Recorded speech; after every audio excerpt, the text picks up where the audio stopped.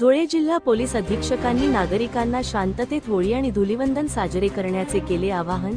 होळी आणि धुलीवंदनाच्या पार्श्वभूमीवर धुळे जिल्ह्यात कडेकोट पोलीस बंदोबस्त ठेवण्यात आला असून नागरिकांनी शांततेत व सुरक्षित वातावरणात हे सण साजरे करावेत, असे आवाहन जिल्हा पोलीस अधीक्षक श्रीकांत दिवरे यांनी केले आहे।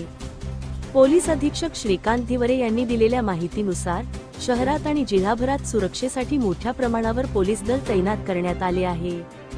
यामध्ये SRPFची एक तुकडी, 700 होमगार्ड तसेच 150 पोलीस अधिकारी आणि सुमारे 1500 पोलीस कर्मचारी सहभागी झाले आहेत।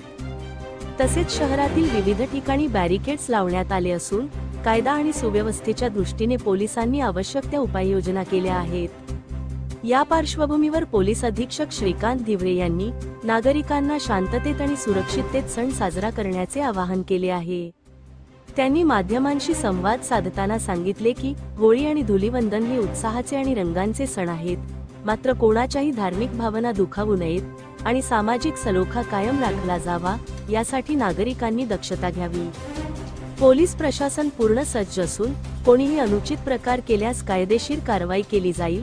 नागरिकांनी पोलिसांना सहकार्य करावे आणि कुठेही वाद किंवा गैरप्रकार आढळल्यास त्वरित जवळच्या पोलीस ठाण्याशी संपर्क साधावा, असेही प्रशासनाकडून सांगण्यात आले आहे। धुळे क्राईम न्यूज साठी अब्दुल रहमान मलिक, धुळे। धुळे पोलिसांतर्फे मी सर्व नागरिकांना होळीच्या आणि धुलीवंदनाच्या मनापासून शुभेच्छा देतो।